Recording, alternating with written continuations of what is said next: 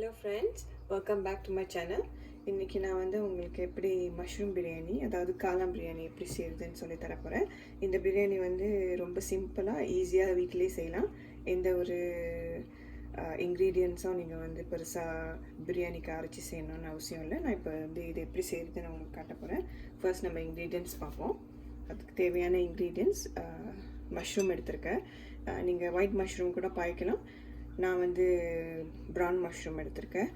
ஒரு கப்பு தயிர், வெங்காயம், இஞ்சி பூண்டு விழுது, அப்புறம் சோம்பு, கருப்பட்டை, இந்த பூ, அப்புறம் ஒரு தக்காளி பழம் எடுத்து அரைச்சி வச்சுருக்கேன், கொத்தமல்லி இலை, இது வந்து கொத்தமல்லி பவுடரு, கரம் மசாலா, இது வந்து உப்பு.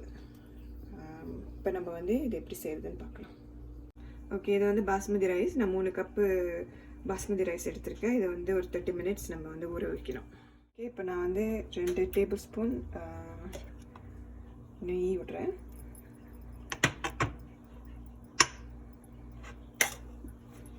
ஸோ நெய் உருகணுன்னு நம்ம இப்போ வெங்காயம் போடுவோம்.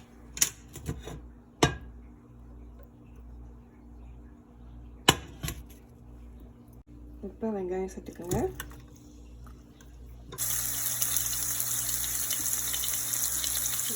கருப்பில் கொஞ்சம், அப்புறம் நான் எடுத்து வச்சுருந்த அந்த நட்சத்திரப்பூ, கருப்பட்டை, சோம்பு.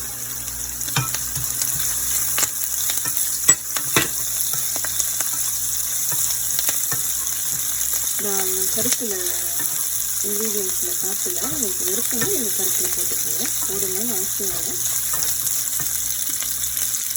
இப்போ நம்ம இஞ்சி பூண்டு வந்து சேர்த்துக்கலாம்.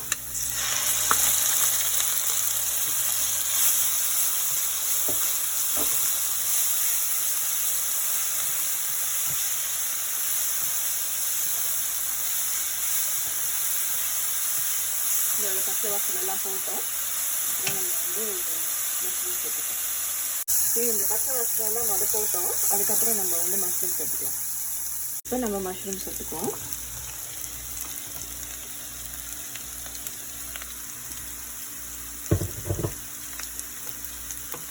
கூடவே தயிரும் சேர்த்துக்கலாம். நல்லா ஒரு மிக்ஸ் பண்ணிக்கலாம்.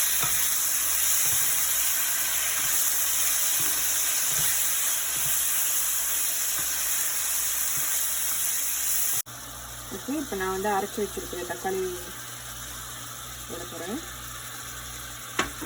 கூடவே coriander பவுடர், கொத்தமல்லி பவுடரு, அதுக்கப்புறம் இது வந்து கரம் மசாலா, கொஞ்சம் வந்து உப்பு. உப்பு வந்து கடைசியாக நம்ம ரைஸ் போட்டோன்னே டேஸ்ட் பண்ணி பார்க்கணும்.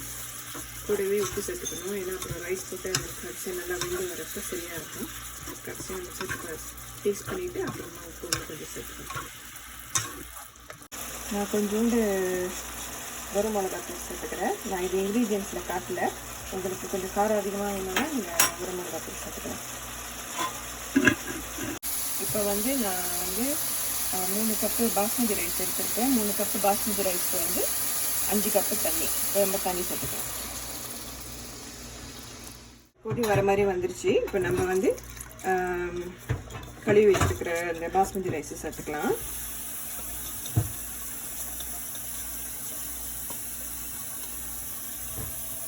கூடவே கொத்தமல்லி இலையும் சேர்த்துக்கலாம். இதை நல்லா ஒரு வாட்டி மிக்ஸ் பண்ணி விட்டுருங்க.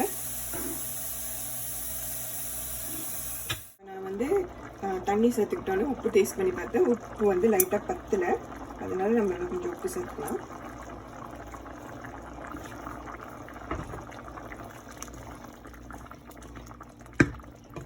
இப்போ வந்து இதை மூடிட்டு அடுப்பை வந்து மீடியமில் வச்சுட்டு ஒரு 15 மினிட்ஸ் கழித்து நம்ம பார்ப்போம். ஓகே, இப்போ 15 மினிட்ஸ் ஆயிடுச்சு. நல்லா வந்துடுச்சு பிரியாணி.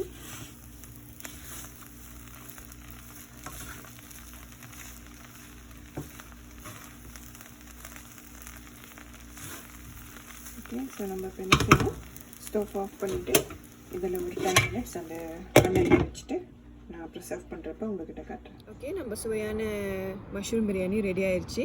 ஸோ இதை நீங்கள் வந்து ரைத்தா, எக்கு, கியூக்கம்பர் கூட சர்வ் பண்ணலாம்.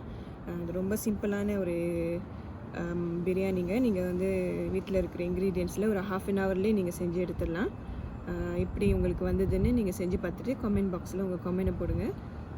என்னோடய சேனல் ஒன்று சப்ஸ்கிரைப் பண்ணாதவங்க ப்ளீஸ் சப்ஸ்கிரைப் பண்ணுங்கள். தேங்க்யூ.